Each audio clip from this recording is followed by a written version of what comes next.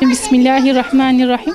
Bizler bugün Siirt Umut Kervanı Kadın Kolları olarak Siirt'te çocuklarımıza Mevlana'nın 7 öğüdünü aşılayabilmemiz için güzel bir etkinlikte bulunduk.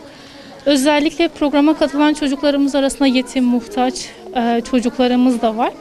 İstediğimiz onlara bir nebze olsun bile tebessüm ettirebilmekti. Elhamdülillah bu gayemize de bugün ulaştık.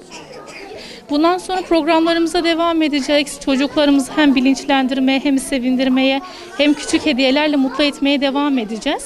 Programımıza hem ailelerimiz katıldı hem yetim çocuklarımız katıldı. Program öncesinde bayanlara özellikle Hazreti Fatma annemizin hayatını anlattık. Onları bilinçlendirdik.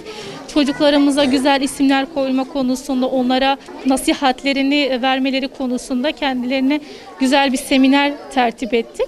Daha sonrasında çocuklarımızla birlikte 7 öğüdümüzü aşıladık. Bizler okuduk, onlar tekrar ettiler.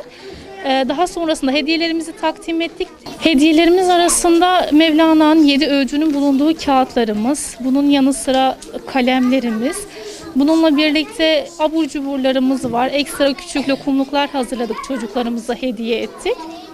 Biz çocuklarımızı modamot yetiştirmek istemiyoruz. Sadece yardımda bulunmak istemiyoruz.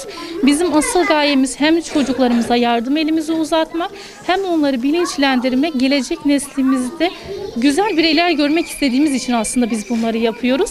Çocukluktan yetiştiriyoruz ki ileriki zamanlarda bu çocuklar topluma faydalı çocuklar olsun ve yararlı bireyler olabilsinler.